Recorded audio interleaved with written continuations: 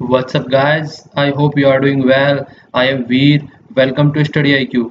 Code देखिए कितनी शानदार है। जब तक आप अपनी समस्याओं एवं कठिनाइयों की वजह दूसरों को मानते हैं, तब तक आप अपनी समस्याओं एवं कठिनाइयों को नहीं मिटा सकते। जब तक आपकी लाइफ में कोई भी प्रॉब्लम आ रही है, जिस तरीके से मान लीजिए किसी आदमी का सिलेक्शन नहीं हुआ किसी भी एग्जाम में, तो क्या करता है कि यार मेरा सिलेक्शन मेरे दोस्तों की वजह से नहीं हुआ, मेरे घर वालों की वजह से नहीं हुआ। मतलब अलग-अलग रीज़न ढूँढना स्टार्ट कर देता है कि क्या बताया जाए कि मेरा सिलेक्शन किस लिए नहीं हुआ। ये नहीं सोचता कि मेरे अंदर क्या कमी थी, उसको किस तरीके से इम्प्रूव करना है और किस तरीके से मिटाना है। अगर जितना टाइम और जितनी एनर्जी बहाने ढूँढने में लगाई जाती है, उतना टाइम उतनी एनर्जी खुद के ऊपर अपने आप को एनालाइज़ करने में, अपने आप को जानने में लगाया जाए, तो वो ज़्यादा इम्पोर्टेंट रहेगी और वो ज़्यादा फ़ायदा पहुँचाएगी। तो हमेशा कोशिश कीजिए और यही आपके अंदर लीडरशिप क्वालिटी भी जनरेट करेगी कि अपनी समस्याओं का रीज़न दूसरों के ऊपर थोपने से ज़्यादा बेहतर है कि उनका सॉल्यूशन ढूँढे, उनके बारे में सोचे कि क्या किस तरीके से इसका सॉल्यूशन निकाला जा सकता है और कहाँ-कहाँ हमने कमी की है। ओके? तो कभी भी अपनी समस्याओं का रीज़न दूसरों के ऊपर न थोपे। उसका खुद ही करेज दिखाएँ कि मुझे इसका सॉल्यूशन निकालना है, कुछ भी हो जाए। ओके? तो आज 4th ऑफ जुलाई है। देख लेते हैं कौन-कौन से द हिंदू के आर्टिकल डिस्कस करने हैं। ये स्टडी आईक्यू के पेन ड्राइव और टैबलेट के कोर्सेज अवेलेबल हैं। अगर आप किसी भी एग्जाम की प्रिपरेशन कर रहे हैं तो इनको खरीद सकते हैं और अब यूपीएससी के लिए भी अवेलेबल है यहाँ पर, जिनके कोर्स जो बनाए गए हैं यहाँ पर भूमिका मैम के द्वारा, गौरव सर के द्वारा और महिपाल सर के द्वारा। ये तीनों फैकल्टी ने यहाँ पर कंप्लीट कोर्स प्रिपेयर किए हैं। ओके, ये आज के आर्टिकल देख लेते हैं। यहाँ पर वॉइस आज भी आप लोगों को थोड़ी डाउन मिल सकती है, तो थोड़ा सा कोऑपरेट कीजिए। पर देखिए ये वाला आर्टिकल है, ये हाइड्रोकार्बन से रिलेटेड है। उससे रिलेटेड क्या पॉलिसीज होती है, हाइड्रोकार्बन क्या होते हैं और कैसे फायदा हो सकता है, तो वो सारा विद एग्जांपल में अच्छे से आप लोगों को समझाऊंगा। ओके, और आप लोगों को यहाँ पे सजेशन भी मांगा जाएगा कि आप इसके बारे में क्या सोचते हैं, तो वो भी आप लोग बताइएगा। ये जो नीचे वाला आर्टिकल है, सुंदरवन डेल्टा के बारे में दिया गया है। इस आर्टिकल को भी हम लोग देखेंगे क्या क्या इसमें दे रखी हैं चीजें। ये वाला जो ऊपर वाला आर्टिकल है, मॉब लिंचिंग से रिलेटेड दे रखा है। जिस तरीके से आज की डेट में कहीं पर भी कोई भी सिचुएशन बन जाती है, जरा सी देर में किसी भी कास्ट को लेके आपस में भिड़ जाते हैं लोग, तो उसके बारे में जिक्र किया गया है यहाँ से। मतलब किस तरीके से ये इस तरीके की सिचुएशन सोसाइटी में बनी हुई है। हालांकि कई सारे आर्टिकल यहाँ पर डिस्कस किए गए हैं, जहाँ पर भी इस तरीके की बात आती है, वहाँ पर आप लोगों को याद रखना है हमेशा आर्टिकल 21 की बात आती है यहाँ पर, कि किस तरीके से देखो हर एक को राइट टू लाइफ है और किस तरीके से इसको हनन किया जाता है। ये राइट टू लाइफ आप लोगों ने कई जगह सुना होगा, इन्वायरमेंटल के पॉइंट ऑफ व्यू से भी इसका जिक्र किया जाता है। आज की डेट में बहुत बड़ा हो चुका है राइट टू लाइफ। अगर कोई भी प्रॉब्लम होती है तो इस वाले आर्टिकल को रख दिया जाता है। और फैक्ट भी है, ये फंडामेंटल राइट एक ऐसा राइट हो गया है जिससे कोई भी अगर ऑथोरिटी है उसके डिक्टेटरशिप को बनने से रोकता है। तो इस तरीके के राइट, इस तरीके के जो आर्टिकल है हमारे उसमें कॉन्स्टिट्यूशन में, वो बहुत ही इंपॉर्टेंट हो चुके हैं आज की सोसाइटी के पॉइंट ऑफ व्यू से। ओके, जो नीचे वाला आर्टिकल है, ये डैम जितने भी होते हैं आज की डेट में बनाए जाते हैं, उनकी वजह से जितनी जनता को रिप्लेस किया जाता है वहां से। अगर कोई डैम बन जाता है, आप लोगों को पता है, मान लीजिए ये डैम यहाँ पे बना दिया गया, तो यहाँ पे इधर पानी भरा रहेगा पूरा, तो यहाँ पे इसको रोका जाएगा। तो ये आसपास वाला एरिया, यहाँ पे कोई भी गाँव है या कोई भी एरिया है, तो उनको रिप्लेस करना पड़ता है। और जब यहाँ से रिप्लेस होकर आदमी कहीं और जाता है, तो सबसे पहली बात तो है वहाँ पे उसकी जमीन भी होगी, वहाँ पे उसके जानवर भी होंगे, वहाँ पर घर होगा पूरा। तो सारी चीजों को एक जगह से रिप्लेस करके दूसरी जगह पे जाना कितनी प्रॉब्लम आती है। और ये प्रॉब्लम को नेग्लेक्ट करते हुए सरकार फिर भी बहुत सारे ऐसे डैम्स है जिन पे वर्क करती रहती है और इन सब प्रॉब्लम को नेग्लिजिबल मानती है। और यहाँ तक बोला जाता है कि ये प्रॉब्लम तो होंगी ही होंगी अगर डेवलपमेंट करना है। तो जबकि राइटर जो है बिल्कुल क्रिटिसाइज कर रहे हैं, उनको बोल रहे हैं कि इस तरीके से नहीं होना चाहिए। कम से कम रेशियो तो देखना चाहिए कि कितनी एग्रीकल्चर लैंड है और कितना आप लोग प्रोजेक्ट डेवलपमेंट में लगा रहे हैं। तो उन सब का एक ओवरव्यू निकाल के तब आपको वर्क करना चाहिए। तो ये वाला आर्टिकल को भी अच्छे से डिस्कस करेंगे। ये राइट वाला आर्टिकल यहाँ पर कपिल सिब्बल जी के द्वारा लिखा गया है, जो कांग्रेस के लीडर है। नॉर्मल सी बात है, कांग्रेस के लीडर है, गवर्नमेंट को क्रिटिसाइज करेंगे। और खासकर जो एंटी नेशनल वाली बात होती है, जहाँ पर ये गाँव से रिलेटेड कोई प्रॉब्लम निकल के आती है, जैसे क्रिकेट में अगर इंडिया पाकिस्तान का मैच होता है, वहाँ पे कोई बात निकल के आती है, तो ये अपना क्रिटिसाइज कर रहे हैं। इस तरीके के आर्टिकल मैक्सिमम कोशिश किया करो, अगर कोई अपोजिशन वाला इस तरीके का आर्टिकल लिखता है, जस्ट उससे एक एनालिटिकल थिंकिंग डेवलप किया करो, उसके बारे में ज्यादा मतलब इनकी सोच में नहीं पड़ना है, क्योंकि कहीं भी एग्जाम में क्रिटिसाइज करके नहीं लिखना है गवर्नमेंट को, तो वो बहुत ही नेगेटिव इंपैक्ट होता है। तो इससे बस अपनी एनालिटिकल थिंकिंग जनरेट किया करो आप लोग। यहाँ पे जो जिक्र किया गया है, ये अल जजीरा के बारे में जिक्र किया गया है। ये एक मीडिया नेटवर्क है कतर का। जिस तरीके से आप लोगों ने अभी देखा हो, कतर को आइसोलेट कर दिया गया था सऊदी अरेबिया और दूसरी कंट्रियों के द्वारा, तो उसी के बारे में यहाँ पर जिक्र किया गया है कि देखिए जो मीडिया होता है उसको वहाँ पे बोला गया, अभी जब बात हो रही थी कि इसको साइड में आप लोग कर दीजिए, मतलब इसको बैन कर दीजिए। यहाँ पे सऊदी अरेबिया की ये बात निकल के आई कतर को, अगर आपको रिलेशन अच्छे बनाने हैं। तो मीडिया के बारे में जिक्र किया जा रहा है, यहाँ पे माइक पे बंधा हुआ भी दिखाया जा रहा है किस तरीके से फ्री स्पीच को रोका जाता है। इस तरीके से अगर मान लीजिए कोई गलत काम कर रहा है, तो अगर फ्री स्पीच है और वो सारी चीजें निकल के आती है, तो वही बात की गई है जिस तरीके से हमारे आर्टिकल 19 में चीजें होती हैं, मतलब कि एक फंडामेंटल राइट है स्पीच, फ्री स्पीच का, तो उसको इस तरीके से बैन नहीं किया जा सकता अगर कोई सही न्यूज इन्फॉर्मेशन दे रहा है। हाँ, अगर कोई गलत इन्फॉर्मेशन दे रहा है उसको आप ब्लॉक कर सकते हैं, वो एक जेन्युइन सी बात है, पर लेकिन सही इन्फॉर्मेशन देने वाले को आप ब्लॉक नहीं कर सकते। ओके, तो ये बातें यहाँ पे इसमें आर्टिकल में बोली गई हैं। क्योंकि अगर डेमोक्रेसी की बात देखा जाए तो आप लोगों ने सुना होगा कि जो मीडिया है उसको फोर्थ पिलर बोला जाता है डेमोक्रेसी का। इसी तरीके से लेजिस्लेटिव होगी, जुडिशरी होगी, एग्जीक्यूटिव होगी। तो बात यही आती है निकल के कि मीडिया को भी कम से कम फ्री होना चाहिए अगर डेमोक्रेसी को मेंटेन रखना है तो, क्योंकि मीडिया ही डायरेक्ट लोकल आदमियों से, मतलब लोकल ग्राउंड लेवल पे कनेक्ट रहती है। अगर उसको ही बैन करने की बात आएगी तो फिर किस तरीके से डेमोक्रेसी सस्टेन कर पाएगी। ओके, जो आर्टिकल नीचे वाला है यहाँ पर जो जिक्र किया गया है वो रिट्रोस्पेक्टिव टैक्स के बारे में जिक्र किया गया है। रिट्रोस्पेक्टिव टैक्स क्या होता है, मतलब कोई भी इस तरीके का टैक्स सॉरी कोई भी इस तरीके का टैक्स लगा देना जो कि बैकग्राउंड में जाके लगाता है। मतलब मान लीजिए आज की डेट में कोई हमने टैक्स लगा दिया और वो टैक्स आज से स्टार्ट नहीं हो रहा है, पीछे जाके आज 2012 से स्टार्ट कर रहे हैं हम उसको टैक्स को लगाना।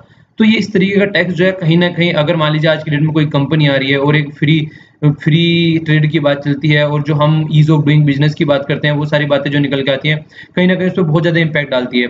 तो जो रिट्रोस्पेक्टिव टैक्स है वो कभी नहीं होना चाहिए, और खासकर जो इस तरीके के टैक्स है वो खासकर ट्रेडर का जो मोरल है वो डाउन करते हैं। तो यही बात बोली गई है कि रेट्रोस्पेक्टिव टैक्स जो है वो मतलब एक तरीके से इकोनॉमी के पॉइंट ऑफ व्यू से नहीं है, और खासकर जैसे आज की डेट में अगर ग्लोबलाइज जो इकोनॉमी हो गई है उसको देखते हुए अगर बात की जाए तो रेट्रोस्पेक्टिव टैक्स कभी भी नहीं इंप्लीमेंट करने चाहिए। ओके, तो ये जिक्र यहाँ पर इसके बारे में किया गया है। जो नेक्स्ट आर्टिकल है यहाँ पे हाइड्रोकार्बन्स के बारे में जिक्र किया गया है। देखिए हाइड्रोकार्बन सबसे पहले तो आप लोग समझ लीजिए, यहाँ पे क्या होता है, एक हाइड्रोजन होता है, ठीक है ना, और एक कार्बन होता है। दोनों कंपाउंड से मिलकर जो प्रोडक्ट बनता है एक हाइड्रोकार्बन कंपोनेंट होता है। केमिस्ट्री में आपने ऑर्गेनिक और इनऑर्गेनिक केमिस्ट्री 12th में पढ़ी होगी, वहाँ पे भी इन कंपोनेंट के बारे में काफी आप लोगों ने डिस्कस किया होगा। ये देखिए इस तरीके से इनका कॉम्बिनेशन होता है, बीच में कार्बन रहता है और साइड साइड में यहाँ पे हाइड्रोजन जुड़ जाते हैं, तो इस तरीके से मिलके बनाया जाता है हाइड्रोकार्बन। ठीक है, तो इंडिया गवर्नमेंट की कभी एक पॉलिसी निकल के आई थी, उसको बोला गया था हेल्प। आप लोग पॉलिसी का नाम भी डायरेक्ट याद रख सकते हैं, इसको बोला था hydrocarbon exploration and the licensing policy. ठीक है, तो किस तरीके से जो हाइड्रोकार्बन है उनको एक्सप्लोर करने को लाइसेंसिंग पॉलिसी दी जाएगी, तो उसके ऊपर डिस्कशन किया गया था। ऑब्जेक्टिव क्या है इसके, देखिए प्रोडक्ट, एक तो सबसे बड़ी बात तो यही है कि किसी न किसी तरीके से जो हमारे डोमेस्टिक ऑयल कंपनी है और जो गैस है उनको किस तरीके से निकाला जाए। ठीक है, जिस तरीके से आप लोगों ने गोदावरी का भी नाम सुना होगा, जिसमें अनिल और अभी एक कंपनी और पार्टिसिपेट करने की बात कर रहे थे, अभी हालांकि अभी कंफर्म नहीं हुआ है। तो देखिए हम बहुत सारी कंट्री के ऊपर डिपेंडेंट करते हैं इन सारी चीजों को लेके। ठीक है, तो कोशिश ये की जाती है कि हम खुद का जनरेट करने लगे, तो खुद का जनरेट करने के लिए इन सब चीजों पे फोकस किया जाता है। इन्वेस्टमेंट यहाँ पर निकल के आया, सबसे बड़ी बात होती है एम्प्लॉयमेंट जनरेशन की। एम्प्लॉयमेंट को अगर देखा जाए हमारी कंट्री में जनरेट नहीं हो पा रहा है ढंग से। ओके, तो फोकस यही होना चाहिए कि एम्प्लॉयमेंट जनरेशन पे होना चाहिए और ट्रांसपेरेंसी आनी चाहिए। जिस तरीके से कोल ब्लॉक में हम लोगों ने देखा, इतने सारे कोल ब्लॉक जो अभी क्या किया गया, सुप्रीम कोर्ट के द्वारा रद्द कर दिए गए, फिर से उनका डिस्ट्रीब्यूशन हुआ, तो वो बिना ट्रांसपेरेंसी के इस तरीके की कंडीशन बन जाती है। ठीक है, और सबसे बड़ी बात होती है अगर ओपन पॉलिसी रहती है कि कोई भी आओ यहाँ पर कोई भी इन्वेस्ट करो, तो फिर क्या रहता है, एक ट्रांसपेरेंसी अच्छी से रहती है, और जो एडमिनिस्ट्रेशन का वो रहता है उसमें इंटरफेयर रहता है वो भी काफी कम हो जाता है। जो बोली लगा के हम लोग डिस्ट्रीब्यूट करते हैं, बोली जिस तरीके से आप लोगों ने मूवी में भी देखा होगा 1001, 1002 ऐसे करके जो बोली लगाई जाती है, तो उस तरीके से जो डिस्ट्रीब्यूशन होता है वो एक ट्रांसपेरेंट डिस्ट्रीब्यूशन माना जाता है कि जिसको आना है, जिसके पास में मनी है वो आके बोली लगाओ, और जो कैपेबल है उस काम को करने में वो उस काम को करो। ये नहीं है कि कोई कैपेबल नहीं है और उसको काम दे दिया जाए और फिर उसको काम को ढंग से न कर पाए। ठीक है, तो ये क्या करेगा, हमारा डोमेस्टिक एक तरीके से डोमेस्टिक ऑयल और गैस इंडस्ट्री को भी मतलब एक अच्छे से डेवलप करेगा, और इन्वेस्टमेंट अच्छे से आएगा तो हमारा सेक्टर भी एक स्टेबलाइज होगा और अच्छे से यहाँ पर क्या होगा, एम्प्लॉयमेंट जनरेट होगा, और इनहेंस ट्रांसपेरेंसी और एडमिनिस्ट्रेटिव, ये मतलब ये सारी बातें हैं। आप लोग इस तरीके से इनको लिख भी सकते हैं अगर कहीं पे आंसर आ रहा है। ठीक है, पॉइंट्स के फॉर्म में इस तरीके से, और इस तरीके से उनको बढ़ाकर भी आप लोग लिख सकते हैं, तो काफी अच्छे पॉइंट्स हैं, इनको डायरेक्ट आंसर में आप लोग कहीं पर भी यूज कर सकते हैं। ओके, तो देखिए यहाँ पर भी देख लेते हैं हाइड्रोकार्बन पॉलिसी के बारे में जिक्र किया गया, किस तरीके से उसको डिस्ट्रीब्यूट करना है, और एक बात की गई यहाँ पे नेशनल डेटा रेस्पोरेटरी, इसको भी आप लोगों को याद रखना है। ठीक है ना, तो इसके बारे में थोड़ा सा पहले मैं आप लोगों को बता देता हूँ, यहाँ पे एक मिनट रुकिए। तो यहाँ पर ये बात यहाँ पर आप लोगों को बताता हूँ। देखिए ये होता है नेशनल डाटा रिपोजिटरी। यहाँ पे बात क्या होती है, ये बताते हैं कि किस तरीके से मतलब जो हमारे नेशनल रिसोर्सेज हैं उनका एक डेटा प्रॉपर तैयार करते हैं, और जहाँ पे बताया जाता है कि कैसे कैसे यहाँ पर एक्सप्लोरेशन होना चाहिए और कैसे कैसे प्रोडक्शन होना चाहिए। मतलब ये है कि जिसे मान लीजिए आज बोली लगानी स्टार्ट कर दी कि ये 4 आदमी आएंगे, बोली लगाई जाएगी, इन चारों आदमियों को यहाँ पर कोल निकालना है, तो उनके सामने डेटा रखा जाएगा कि ये डेटा है कि यहाँ पर ये इस एरिया में इतने इतने एरिया में ये कोल पाया जाता है, इतने एरिया में ये चीजें रहती है। तो इस तरीके से बातें निकल के आती है। तो आप सबसे पहले जब उनके पास में कंप्लीट इन्फॉर्मेशन होगी तब प्रॉपर वे में वहाँ पे निकालेंगे चीजों को, प्रॉपर वे में उसको यूटिलाइज किया जाएगा। तो सारी इन्फॉर्मेशन एक प्रॉपर रहेगी, ना कि कहाँ से मतलब वो हो रहा है एक तरीके से ब्लैकिंग, जो जिस तरीके से ब्लैक होर्डिंग होती है वो नहीं हो पाएगी, कहीं से निकाला कहीं पे ले जाके रख दिया, तो वो सब चीजें नहीं हो पाएगी। तो इस तरीके से डेटा अवेलेबल कराया जाएगा, ये बात बोली गई है। और कंपनी देखिए पर्टिकुलर एरिया में अप्लाई कर सकती है, पहले आज की डेट में फ्री है, पहले ऐसा कुछ नहीं होता था। तो कई सारी चीजें यहाँ पे देखने को ये मिल रही है कि इस वाले जो नेशनल पॉलिसी निकल के आई है, यहाँ पर जो चीजें हैं वो एक प्रॉपर वे में हैंडल की जाएंगी। पहले जिस तरीके से होती थी वो कंप्लीटली अब चेंज हो गया है। आज के डेट में कंपनी के पास में फ्रीडम है कि चूज करना है किस एरिया को और किस एरिया में वो एक्सप्लोर करना चाहती है, ठीक है। पर इसके साथ साथ में और भी कई बातें निकल के आती हैं, जैसे कि कोई भी काम करने में अगर कोई कंपनी यहाँ पर आकर वर्क कर रही है तो उसको गवर्नमेंट कितना साथ दे रही है। देखिए कई बार क्या होता है, गवर्नमेंट क्या करती है, अपनी कंपनियों को तो साथ देना स्टार्ट कर देती है, पर जो बाहर की कंपनी होती है उनको एक तरीके से नेग्लेक्ट करना स्टार्ट कर देती है। तो इस तरीके की बातें नहीं होना चाहिए। तो जो नेशनल डेटा रिपोजिटरी, जितना भी सेंट्रल का डेटा बेस है related to all these information, तो वो सबके लिए अवेलेबल होना चाहिए। ऐसा नहीं है कि पर्टिकुलर किसी कंपनी को ही बस वो सारा डेटा प्रोवाइड करा दिया। तो इस तरीके से कहीं ना कहीं जो इन्वेस्टर है, जो इस एरिया में इन्वेस्ट करना चाहते हैं, तो उनमें कॉन्फिडेंस आएगा, उनको पता होगा कहाँ पे क्या करना है। ऐसा नहीं होगी कि रैंडमनेस नहीं होगी। कहने का मतलब ये है एक सब चीजें एक प्रॉपर वे में होगी। और जो हमने फायदे देखे हैं वो तो हमने अभी लास्ट जो स्लाइड में देखे, तो किस तरीके से एम्प्लॉयमेंट जनरेशन में और एडमिनिस्ट्रेशन इफिशिएंसी में और ट्रांसपेरेंसी में फायदा पहुंचाने वाला है। ओके, और देखिए अब एप्लीकेशन की बात हो गई है, पहले एक बार ही चीजें होती थी, अब ये ऐसा कुछ नहीं है। जब आदमी इसमें कोई इन्वेस्ट करना चाहता है वो तभी अपना एप्लीकेशन सबमिट कर सकता है। और यहाँ पर बात की गई है जो ऑप्शन किया जाएगा अब वो ट्वाइस ए ईयर, मतलब अब से ही 2 बार किया जाएगा साल में, ठीक है। और फ्लेक्सिबल रहेगा सबके लिए। किस तरीके से, देखिए वही होता है, जितने रिजिड अगर कोई पॉलिसी रखते हैं किसी कंट्री में, वहाँ पे इन्वेस्टमेंट इतना ही कम आता है। अगर पॉलिसी जितनी अच्छी रहेंगी, सबके फेवरेबल रहेंगे, आप ही देख लीजिए अगर कहीं पे जाके इन्वेस्टमेंट आप लोगों को करना हो कहीं पे, तो वहाँ पे करेंगे ना जहाँ चीजें आपकी फेवरेबल हो, वहाँ पे थोड़ी ना करेंगे जो फेवरेबल ना हो, जहाँ आपको प्रॉपर एक सिक्योरिटी प्रोवाइड कराई जा सके। आज की डेट में आपको बोले कि यूएसए में आपको इन्वेस्ट करना है या फिर आपको पाकिस्तान में इन्वेस्ट करना है, तो आप लोग सीधा सीधा बोलेंगे यूएसए में इन्वेस्ट करना है जाकर, या फिर इंडिया में इन्वेस्ट करना है, पाकिस्तान में, क्योंकि वहां पे इतनी ज्यादा सिक्योरिटी प्रोवाइड कराई नहीं जाती है। तो इस तरीके की बातें निकल के आती है कई जगह। आप हम लोगों ने आर्टिकल में पढ़ी थी कुछ टाइम पहले इस तरीके की बातें। तो यही बात है कि सबसे बड़ी कि किस तरीके से पॉलिसी को इंप्लीमेंट किया जाएगा, ठीक है। तो और भी कई बातें निकल के आती है यहाँ पर, वो क्या है अब आगे थोड़ा सा कंसर्न है। यहाँ पर कंसर्न क्या है कि जो पुराने बिडर हैं उनके कंपेयर में जो नए बिडर हैं उनमें थोड़ा सा डिफरेंस किया गया है। यहाँ पे क्या किया गया है कि जो बिडर हैं जो पुराने हैं, यहाँ पर लिखा गया पॉलिसी जो है इस वाली award an extra 5 point two the bidder for, जो कि मतलब ऑलरेडी इन्वेस्ट कर चुके हैं उसमें, ठीक है। तो ये बात निकल के आ रही है। तो कहीं ना कहीं थोड़ा सा इसमें इशू निकल के आता है, पर फिर भी देखिए चीजों को टैकल किया जाएगा किसी न किसी तरीके से। और दूसरा एरिया कंसर्न का क्या है कि देखिए हम लोगों ने ये बात की थी कि 10% जो है 2022 तक जो ऑयल इंपोर्ट है वो किसी न किसी तरीके से कम करना है। आज के दिन में हम बहुत ज्यादा ऑयल इंपोर्ट करते हैं, तो उसको किस तरीके से सॉर्ट आउट किया जाएगा। अगर पास्ट के एक्सपीरियंस से देखा जाए तो इस एरिया में हमारा एक्सपीरियंस भी अच्छा नहीं रहा है। जिस तरीके से आप के जीडी बेसिन आप लोग देख सकते हैं, कौन कौन सी रिवर पे था ये बेसिन, हम लोगों ने पूरा जिक्र, मैंने आप लोगों को मैप भी दिखाया था इसके बारे में। इसके बारे में आप लोगों को आंसर देना है कौन कौन सी रिवर पे था, फिर मैं आप लोगों का जब कल आंसर दूंगा तो आप लोगों को बता दूंगा इसके बारे में, ठीक है। तो नीचे आंसर दीजिएगा और आप बताइए कि इससे और क्या फायदा किया जा सकता है, किस तरीके से पॉलिसीज को इंप्लीमेंट किया जाए जिससे कि ज्यादा से ज्यादा एफिशिएंसी इसकी बढ़ाई जा सके।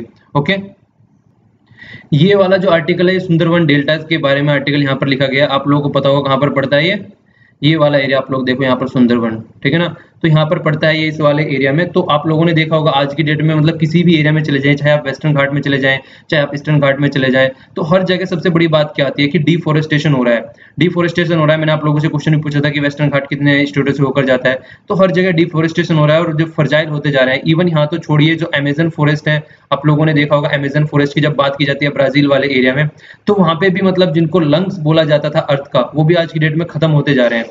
तो इतना ज्यादा आज की डेट में इस वाले एरिया में डिफोरेस्टेशन हो रहा है। तो वही बात निकल के आती है, तो किस तरीके से इन चीजों को टैकल किया जाए, किस तरीके से इन चीजों को अच्छे लेवल पे लाया जाए, क्योंकि अगर इसी तरीके से एक्टिविटी चलती रही तो आने वाले टाइम में बहुत ज्यादा प्रॉब्लम क्रिएट हो जाएगी। ओके, तो ये बात यहाँ पर निकल के आती है। तो इसी तरीके कुछ रीजन यहाँ पर निकल के आ रहा है। सुंदरवन वाले एरिया में। तो सुंदरबन वाले एरिया में देखिए मैंग्रोव जो फॉरेस्ट होते हैं वो घटते ही घटते जा रहे हैं आज की डेट में भी अगर देखा जाए। अच्छा ये बताइए आप लोगों के लिए क्वेश्चन है, जो मैंग्रोव फॉरेस्ट है हमारे यहाँ पर कितने स्टेटों में, कौन से स्टेट में सबसे ज्यादा पाए जाते हैं, और फिर डिक्रीजिंग ऑर्डर में लिखे स्टार्टिंग के 4 स्टेटों के नाम।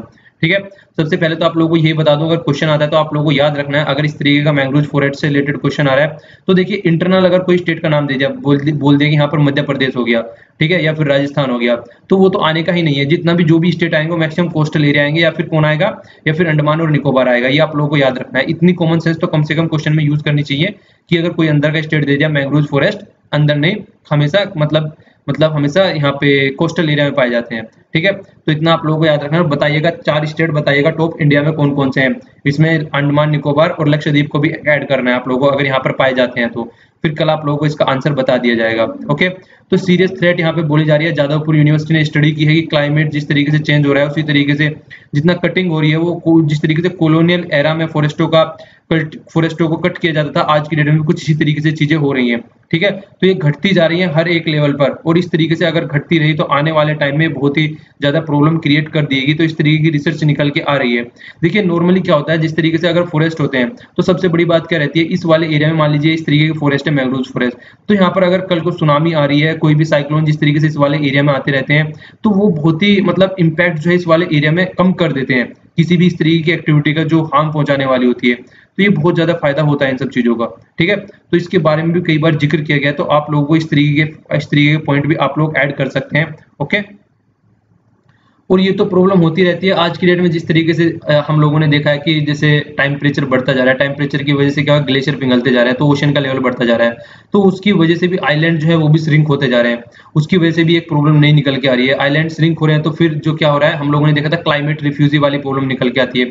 तो ये इस तरीके की प्रॉब्लम निकल के आती है, जैसे नॉर्मल कहीं पे लड़ाई होती है वो अलग से रिफ्यूजी हो जाता है, पर क्लाइमेट चेंज की वजह से भी रिफ्यूजी आज की डेट में होते जा रहे हैं, जिनकी क्वांटिटी बहुत ज्यादा बढ़ती जा रही है अगर देखा जाए तो उसको किस तरीके से टैकल करना है वो भी बात निकल के आती है। और बेनिफिट अवेलेबल सबके लिए नहीं रहते हैं आज की डेट में अगर देखा जाए तो, मतलब एक पट किसी एरिया में बेनिफिट ज्यादा रहते हैं और किसी एरिया में बिल्कुल भी नहीं रहते, तो वो भी बात निकल के आती है यहाँ पर। तो ठीक है, तो यहाँ पर उसी तरीके से जिक्र किया गया। देखिए यहाँ पे एक एग्जांपल देके चीजों को समझाया गया है, वो आप लोग देखिएगा यहाँ पर नीदरलैंड को देखिए, एक मिनट, ये यहाँ पर नीदरलैंड पड़ता है। ठीक है, तो ये बिल्कुल एक तरीके से यहाँ पर आप लोग देखेंगे इस साइड में मतलब पानी ही पानी है। तो यहाँ पर जिस तरीके से वाटर का लेवल बढ़ रहा है, तो किस तरीके से उन्होंने अपने आप को प्रोटेक्ट किया है, बहुत अच्छी अच्छी टेक्नोलॉजी है वहाँ पर। हम लोगों ने जब से देखा कि ब्रिटेन एग्जिट होने जा रहा है, तो हमारा नीदरलैंड पे काफी फोकस हो गया है, और एक तरीके से गेटवे टू यूरोप भी बोला जाता है इसको। तो वो किस तरीके से इन चीजों को इंप्लीमेंट करते हैं, तो हम उनसे क्या सीख सकते हैं, इस बारे में भी जिक्र यहाँ पे किया गया है। तो मतलब अब ज्यादा से ज्यादा फोकस ये होता है किस तरीके से हम अपनी लैंड को बचा सकें, ठीक है, किस तरीके से हम अपने फॉरेस्ट को बचा सकें और किस तरीके से यहाँ पे सर्वाइव करना है। ओके, तो उस पे पूरा फोकस दिया जाता है। अगर देखा जाए बायोडाइवर्सिटी के पॉइंट ऑफ व्यू से, तो 4.5 मिलियन जो लाइव्स हैं इंडियन साइड में, तो वो भी कहीं ना कहीं डिपेंडेंट रहती हैं और कहीं ना कहीं इन चीजों के ऊपर वर्क करती रहती हैं। और सुंदरवन अगर डेल्टा के बारे में जिक्र भी किया जाए तो एक नेशनल पार्क के रूप में और सेंचुरीज के रूप में इसको प्रोटेक्ट भी किया जाता है सॉरी, और टाइगर कंजर्वेशन की बात आती है यहाँ पर। तो ये कई सारी इस तरीके की बातें निकल के आती है। तो देखिए अगर कोई भी एरिया होता है, ओनली ये नहीं है आदमियों के पॉइंट ऑफ व्यू से उसके देखा जाए उसको, देखिए फ्लोरा एंड फ्यूना का आप लोगों ने नाम सुना होगा। फ्लोरा होता है जिस तरीके से पेड़ पौधे होते हैं उनके बारे में, और फ्यूना जिस तरीके से कोई भी पक्षी वगैरह कोई भी इस तरीके की जो मतलब जीव जंतु होते हैं उनके बारे में जिक्र किया जाता है। तो हर एक को प्रोटेक्ट करने की बात की जाती है, ऐसा नहीं है इंसानों को ही प्रोटेक्ट करने की बात की जाती है। ओके, और आगे क्या बात की जाती है कि देखिए जो बेसिक फोकस रहता है किस तरीके से सोइल इरोजन को रोकना है। और आप लोगों ने क्लस्टर अप्रोच का नाम सुना होगा।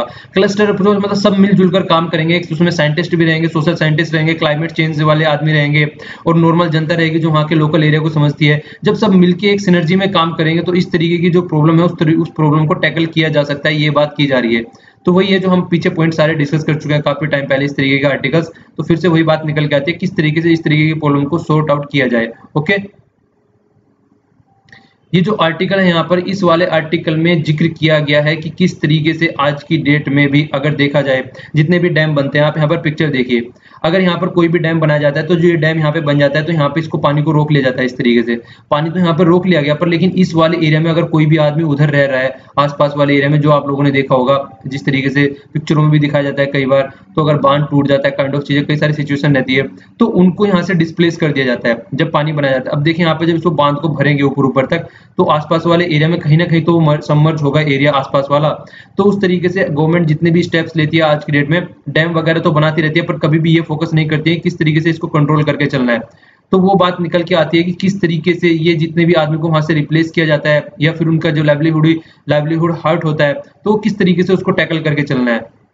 तो यहाँ पे बात की गई है कि देखिए जब से इंडिपेंडेंट हुए 1947 से, तब से लेके अगर आज तक का जिक्र किया जाए तो 25 बिटवीन मतलब तब से लेके आज तक जिक्र किया तो 25 मतलब 25 एंड 60 मिलियन जो आदमी है वो लगभग डिस्प्लेस्ड कर दिए गए हैं। मतलब इतने से इतने मिलियन तक आदमी डिस्प्लेस कर दिए गए हैं। डिस्प्लेस करने का मतलब होता है वो अपने घर को छोड़कर कहीं और जाकर रहने लगे हैं। तो आप लोगों को पता ही होगा अगर कोई भी आदमी एक जगह से छोड़कर जाता है, खुद एक बार इमेजिन करने की कोशिश कीजिए, अगर यहाँ से आप लोग कोई छोड़ के अपने घर बार सब कुछ घर गृहस्थी किसी और जगह पर जाकर रहने लगते हैं तो क्या सिचुएशन बन सकती है, क्या क्या प्रॉब्लम क्रिएट हो जाती है सामने।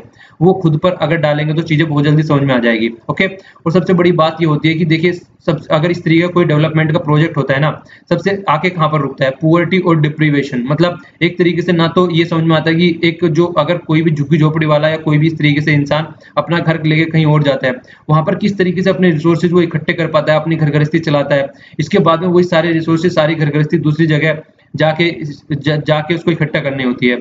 आप थोड़ा सा इसको इस तरीके से समझ सकते हैं। मान लीजिए एक रूम है, आपके लैंडलॉर्ड ने बोल दिया रूम खाली कर दो, यहाँ से दूसरी जगह जाके रूम लेना है। क्या करेंगे आप देखेंगे वहां पे न्यूज़पेपर वाला कौन आता है, इंटरनेट की फैसिलिटी है अवेलेबल नहीं है या नहीं है, आसपास वाले एरिया में टिफिन कहाँ पे मिलता है। इसके अलावा आप लोग देखेंगे पार्क है जहाँ पर आप रनिंग करने जा सकते हैं, या फिर इस तरीके की सारी एक्टिविटी देखें। कोई ज्यादा शोर तो नहीं हो रहा है यहाँ पे, कुछ ऐसा तो नहीं है कि आसपास में बहुत ज्यादा शोर होता रहता है जिससे आप 24 घंटे डिस्टर्ब रहे। तो आप लोगों को बहुत सारी चीजें देखनी पड़ती है। तो स्टूडेंट पॉइंट ऑफ व्यू से बता रहा हूं मैं, ठीक है। अगर ये सारी चीजें आप घर के पॉइंट ऑफ व्यू से देखा जाए, अगर घर गृहस्थी कहीं पे ले जानी है तो पूरा देखा जाएगा वहां पे अपने सारा सामान लेके जाना है, जानवर लेके जाना है, बच्चों को लेके जाना है, उनकी एजुकेशन भी डिस्टर्ब होती है। और इसके अलावा वहां पे कमाने का कुछ साधन होगा तो उनकी वहां से जॉब छोड़ के दूसरी जगह जाना पड़ेगा, तो जॉब भी पता नहीं मिल पाएगी मिल पाएगी। तो पुअर्टी पे आगे फिर से रुकती है, जिसको यहाँ पर घटाने की बात चल रही है इतने टाइम से, तो फिर से वही बात निकल के आती है, ठीक है। तो देखिए बात क्या की जा रही है, आगे ये बात की जा रही है कि जिस तरीके से जो डेवलपमेंट की बात की जाती है, तो डेवलपमेंट कहीं ना कहीं वो नेगेटिव डायरेक्शन में होता हुआ नजर आ रहा है। ये पॉजिटिव डेवलपमेंट नहीं दिख रहा है किसी भी तरीके से। और यहाँ पर जो बात की गई है वो सरदार सरोवर डैम जो नर्मदा नदी पे बना गया है, तो उसकी बात की गई है, ठीक है। अगर देखा जाए तो यहाँ पे पहले से देखिए स्टार्टिंग में क्या करते हैं, डिसाइड कर लेते हैं कि इतना इसको बना के रखना है, मतलब कितनी हाइट डैम की रखनी है हम लोगों को। बाद में क्या करते हैं, फिर उसकी हाइट बढ़ाते रहते हैं, मतलब बिना चीजों को नापे ताले ढंग से। मतलब एक तरीके की 85% ये बोला गया इस तरीके की एक्टिविटी इंडिया में निकल के आती है। तो देखिए अगर जिस tरीके से यहाँ पे अभी 17 जून को बोला गया कि इसका वो बढ़ा दिया जाए। अच्छा ये बताइए किस स्टेट में पड़ता है, और नर्मदा रिवर के बारे में भी आप लोग बताइए कि नर्मदा रिवर किस किस एरिया से होते हुए जाती है। तो अब अगर इसकी हाइट बढ़ाई जा रही है तो आप लोग देख सकते हैं यहाँ पे हाइट बढ़ाने से क्या क्या प्रॉब्लम हो सकती है। तो अगर इसकी फुल हाइट बढ़ाई जा रही है तो ये बोला जा रहा है 176 विलेज सबमर्ज हो जाएंगे, मतलब डूब जाएंगे। लगभग 20,000 फैमिली एक जगह से दूसरी जगह रिप्लेस करनी पड़ेगी। इसके अलावा जो लैंड है, जो एग्रीकल्चर लैंड है, कहीं ना कहीं वो भी बेकार होगी, बहुत ज्यादा एग्रीकल्चर से प्रोडक्टिव लैंड है। खासकर बोला जाता है कि ये बहुत ही प्रोडक्टिव लैंड है। और डिस्ट्रॉय 100 ऑफ बायोडाइवर्सिटी फॉरेस्ट की बात की जा रही है, वो भी कहीं ना कहीं डिस्ट्रॉय हो जाएंगे। तो ये तो सीधा सीधा सेक्रीफाइस हो गया डेवलपमेंट के नाम पे, सारा एरिया बिल्कुल एक तरीके से बर्बाद कर दिया गया ओनली एक डैम बनाने के लिए। बोला क्या जा रहा है कि ये डैम होगा हाइड्रो एनर्जी में फायदा पहुंचाएगा, इरिगेशन फैसिलिटी को बढ़ जाएगा, ड्रिंकिंग वाटर लेके आएगा राजस्थान और ये गुजरात जैसे एरिड एरिया में। तो ये बात की जा रही है। पर लेकिन अगर ढंग से इसको देखा जाए, जो इकोलॉजिस्ट है या इकोनॉमिस्ट है, अगर उनकी सबकी बातें मान के चला जाए तो ये कहीं ना कहीं उस लेवल पे वर्क नहीं कर रहा है। मतलब ये प्रोजेक्ट जो है जिस लेवल पे सोची जा रही है, इकोनॉमिक ग्रोथ बढ़ाएगा या फिर इस तरीके से वाटर को कंजर्व करेगा या सेफ्टी के पॉइंट ऑफ व्यू से, ये डाउट है इसके ऊपर, ठीक है। तो ये बात मतलब यही है कि अपने पॉइंट से ज्यादा चलती है as compare to research and development के पॉइंट से, ठीक है। तो देखिए नर्मदा वैली भी एक तरीके से प्रोन है इरोजन को, ये भी निकल के आता है। अगर नर्मदा वैली में इरोजन होने लगा कल को तो फिर से डैम के ऊपर खतरा मंडराने लगेगा। तो यही बात बोली जाती है कि पहले रिसर्च तो करो अपना ढंग से। अगर देखा जाए 85% अगर डैम्स की बात की जाए तो यहाँ पर कहीं ना कहीं किसी न किसी प्रॉब्लम से वो जूझ रहे हैं, तो ढंग से उन पर फोकस करके नहीं चला जाता है। नर्मदा वैली के बारे में एक बात और बोली जा रही है कि देखिए सब बहुत ही मोस्ट फर्टाइल जोन है। अगर यहाँ पर डैम बनाने के चक्कर में वो सारे एरिया में आप लोग भर देते हैं पानी, तो कहीं ना कहीं जो फर्टाइल जो एरिया है जिस पर एग्रीकल्चर कर सकते थे वो बेकार कर दिया आप लोगों ने सीधा सीधा। तो सीधा सीधा नेगेटिव इंपैक्ट तो एक यही निकल के आ गया यहाँ पे कि एक ऐसा एरिया आप लोगों ने बर्बाद कर दिया कि अच्छा खासा एरिया जिसपे एग्रीकल्चर की जा सकती है और लोग उसके ऊपर डिपेंडेंट रह सकते थे, वैसे एग्रीकल्चर से दूर होते जा रहे हैं। तो इस तरीके की एक्टिविटी करके और भी एग्रीकल्चर से उनको दूर भगाया जा रहा है, ठीक है। और बायोडाइवर्सिटी तो बर्बाद की जा रही है। इसके अलावा जो आप लोगों ने देखा, हमने जिक्र किया था फिश के बारे में, बर्ड्स के बारे में, ट्रीज, ये सब बेकार हो जाता है वहां पे। तो इस एरिया को भी ढंग से देख के चलना है जिस पर फोकस नहीं किया जाता है। अगर देखा जाए तो लार्ज डैम होते हैं, मिलियंस ऑफ आदमी यहाँ से रिप्लेस कर दिए जाते हैं, दूसरी जगह पे फोर्स कर दिया जाता है उनको रहने के लिए। और इसी तरीके कुछ एक्टिविटी निकल के आ रही है सरदार सरोवर डैम में, ठीक है। और क्या होता है देखिए, अगर कोई आदमी एक जगह से दूसरी जगह जाकर रहने लगेगा, क्या करेगा, ज़्यादा से मैक्सिमम चीज़ें जो बनती है वो अर्बन स्लम्स बन जाता है, तो स्लम्स वाली एक्टिविटी वहाँ पे होने लगती है फिर, ठीक है? तो सरदार सरोवर इस तरीके का जो प्रोजेक्ट है, कहीं न कहीं पहले भी अगर देखा जाए, प्रोजेक्ट ये ढंग से वर्क नहीं कर पाए और फेल्ड हो गए हैं, अगर देखा जाए उठा के। पर फिर भी ये कहीं न कहीं हज़ारों आदमियों को ये डिस्टर्ब करते हैं, हज़ारों आदमियों को रिप्लेस कर देते हैं, उनका खाना-पीना, रहना, मतलब एक तरीके से सब उनका अनप्रेडिक्टिव हो जाता है। तो इसी तरीके से फिर स्लम वाली एक्टिविटी और पुअर्टी फिर और ज़्यादा बढ़ने लगती है। तो वही है ना, आपने एक एक एरिया को देख के और कितने सारे एरिया को बर्बाद कर दिया गया है। देखिए, यही इस तरीके के आर्टिकल होते हैं जो आप लोगों को एक कंस्ट्रक्टिव क्रिटिसिज्म करने में हेल्प करते हैं। तो आप लोग दोनों साइड यहाँ पर दे सकते हैं। आर्टिकल के बारे में आप लोग बताइए, आप लोग क्या समझते हैं कि किस तरीके से इस तरीके की एक्टिविटी को टैकल करना चाहिए। सोचिए, अगर कोई आर्टिकल पढ़ते हैं, उस पे ऐसे नहीं बढ़ना है कि अपने आप से ऐसी चीजें करते हैं। कोई भी आर्टिकल आता है उसके बारे में सोचिए और फिर बताइए कि उसके बारे में आप क्या सोचते हैं और क्या रिजल्ट उसका निकाला जा सकता है। तो थोड़ा सा इस तरीके से आप लोगों को सोचना है उसके बारे में। ओके,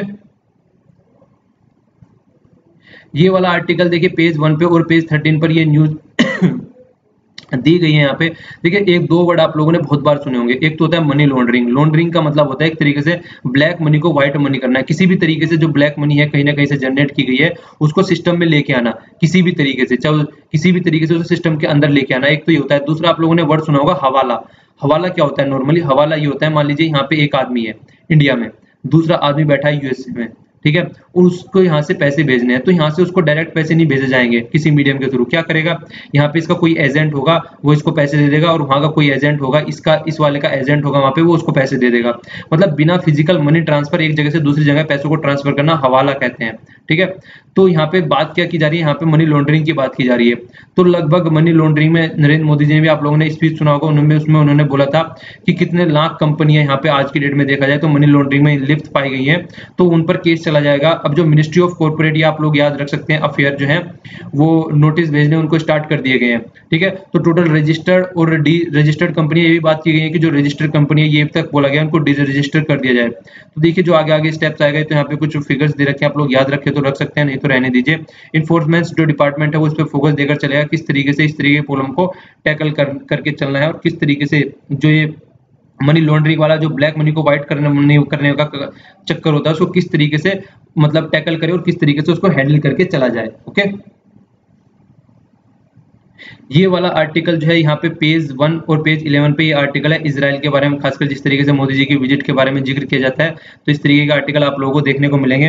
वहां पर हम लोगों ने दो ग्रुप का नाम जिक्र किया था, एक तो है हमास और दूसरा है फतेह। तो हमास और फतेह के बारे में हम लोगों ने जिक्र किया था। तो देखिए जो हमास ग्रुप है और जो फतेह ग्रुप है, हमास तो गाजा पट्टी में रहता है, ठीक है, और जो फतेह रहता है वो वेस्ट बैंक में रहता है। खासकर तो एक तो ये याद रखना है मैच करने के लिए अगर आ जाए तो। होता क्या है देखिए, ये दोनों जब से पैलेस्तीन मतलब जब से इजराइल वाला कॉन्सेप्ट आया, तब से ये दोनों अपनी इंडिपेंडेंसी के लिए लड़ते रहते हैं। एक तरीके से मिलिटेंट ग्रुप इनको माना जाता है, ठीक है।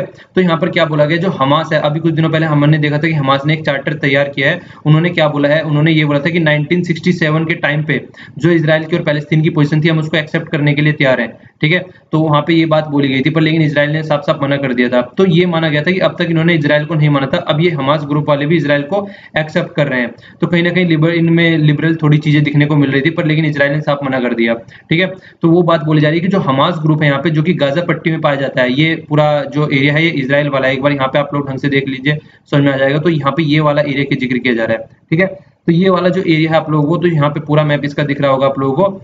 तो इस वाले एरिया की बात की जा रही है यहाँ पे, ठीक है। तो यहाँ पर देखिए अभी क्या बात की जा रही है, तो जो हमास ग्रुप है उसको लश्कर तैयबा के साथ में कंपेयर किया गया, जो सीनियर ऑफिसर हैं इजराइल के, तो उसको टेररिस्ट ग्रुप बोला गया। जबकि यहाँ पे ये माना जाता है कि अपनी इंडिपेंडेंसी के लिए लड़ रहा है, क्योंकि इनकी कंट्री में ही इनको क्या बना दिया गया है, रिफ्यूजी बना दिया गया। उनकी खुद की कंट्री में उनको, जो उनकी कंट्री हुआ करती थी, उसी में खुद में ही उनको एंटर करने नहीं दिया जा रहा है। तो देखिए ये इशू इसलिए निकल के आ रहे हैं क्योंकि प्राइम मिनिस्टर जी की जो विजिट है उसके बाद में किस तरीके से मतलब हमारे रिलेशन इन कंट्री के साथ में रहते हैं वो देखने को मिलेगा।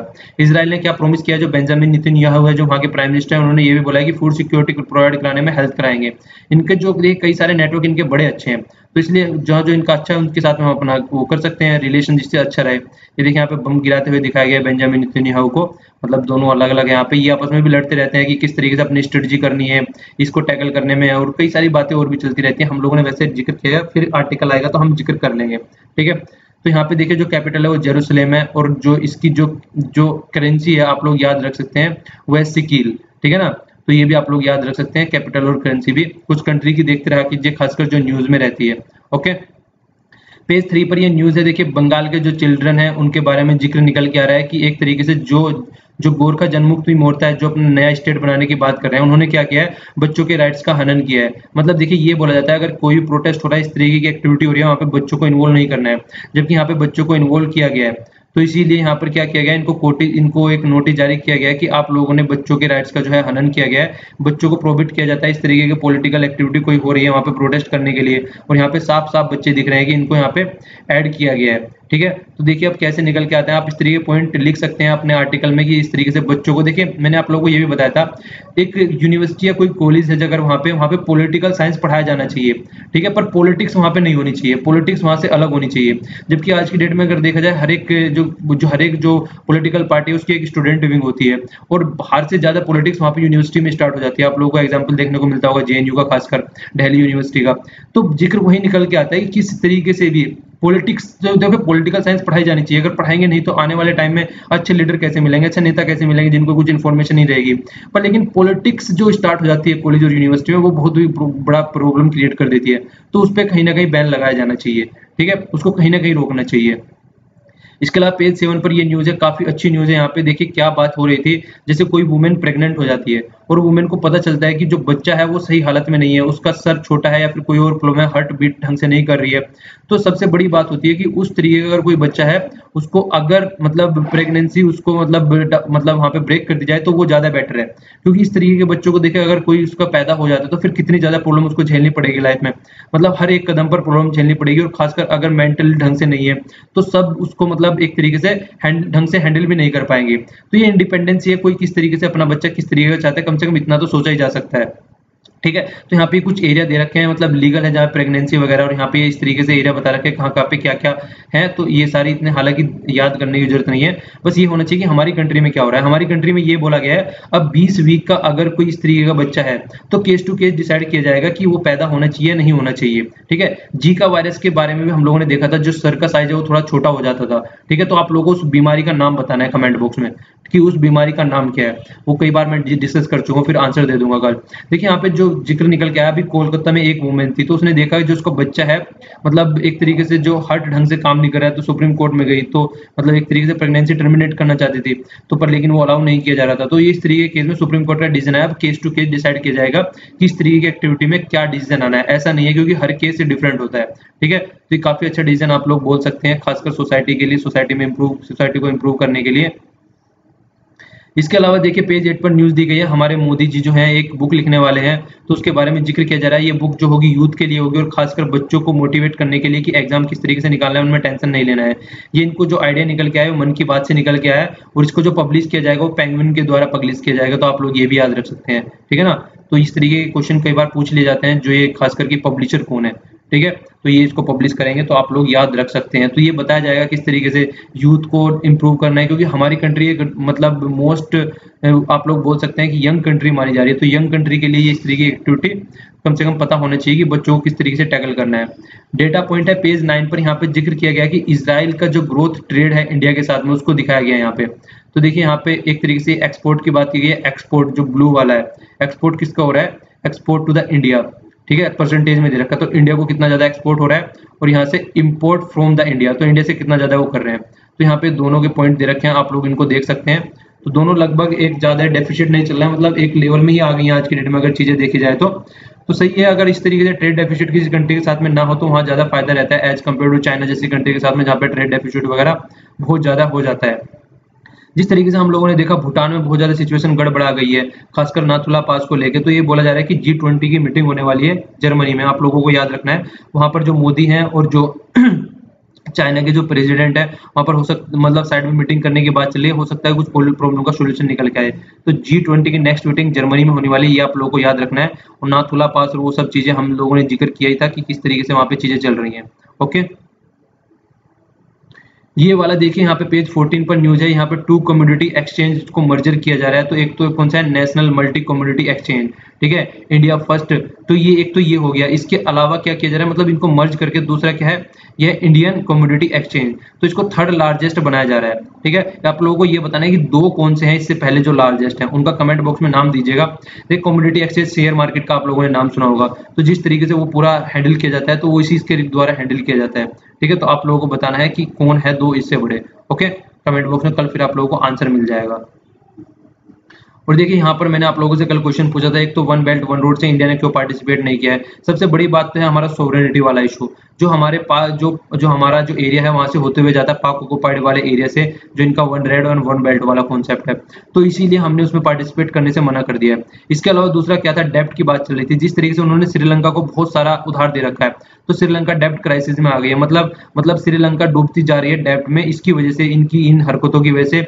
मतलब उन्होंने लोन तो ले लिया है, अब लोन को फिर से रीपे करने के लिए भी उनको लोन लेना पड़ रहा है, तो दूसरी कंट्री को इस तरीके से अपने जाल में ये फंसा रहे हैं। और दूसरा एक बात और थी यहाँ पर, ये किसी भी चीज को ट्रांसपेरेंसी में नहीं रख रहे हैं। मतलब क्या ट्रांसपेरेंसी होनी चाहिए किसी भी चीज को हैंडल करने की, बात कुछ और चलती है और फिर बाद में रिजल्ट कुछ और निकल के आ जाता है, तो ट्रांसपेरेंसी नहीं चल रही है, ठीक है। इसके बाद में हमने क्या देखा था, ये इंटरनेशनल कोर्ट ऑफ जस्टिस का मैंने पूछा था हेडक्वार्टर कहाँ पे, हेग में, नीदरलैंड में, जो कि हम लोगों ने अभी मैप में भी देखा था। यहाँ पर ये यहाँ पर पड़ता है, जिसका मैंने आप लोगों को जिक्र भी करके बताया था। तो यहाँ पे इसका हेडक्वार्टर है, आप लोग याद रख सकते हैं, वियना कन्वेंशन की मैंने आप लोगों से जिक्र किया था। जिस तरीके से मतलब एक तरीके से कई वियना कन्वेंशन कई है, एक तो जादव जी के केस में मैंने आप लोगों से पूछा था वियना कन्वेंशन के बारे में, ठीक है। तो ये डिप्लोमेट्स के लिए भी होता है, ठीक है। इसके अलावा मैंने आप लोगों से पूछा था कि कौन से जज हैं जो फिर से रिअपॉइंट करने की बात चल रही है, तो ये आप लोगों को याद रखना है, दलवीर भंडारी है ये जज। इसके अलावा मैंने आप लोगों से पूछा वेस्टर्न घाट कौन कौन से स्टेट से होकर जाता है, तो गुजरात, गोवा, महाराष्ट्र, कर्नाटक, केरला, तमिलनाडु, 6 स्टेटों का आप लोग यहाँ पे नाम याद रख सकते हैं, ओके। देखिए क्वेश्चनों का आंसर दीजिए और जितना हो सके पार्टिसिपेट करिए, और लेक्चर पसंद आता है तो लाइक कीजिए और नहीं पसंद आता है तो डिसलाइक कीजिए। और आगे से देखिए थोड़ा सा और सही, थोड़ी तबियत सही हो जाए फिर चीज़ों को और अच्छे से हम लोग करना स्टार्ट कर देंगे, ठीक है। शाम को पीआईबी आएगी, आप लोग उसको अच्छे से एंजॉय कीजिए, और मॉर्निंग में द हिंदू और इवनिंग में पीआईबी, तो दोनों लेक्चर को अच्छे से एंजॉय कीजिए, आप लोगों का रिविजन भी होता रहेगा, ओके। तो नीचे आप लोगों को पीडीएफ मिल जाएगी, वहां से डाउनलोड कर लेना, टेलीग्राम का लिंक रहेगा। Thanks a lot for listening, जय हिंद।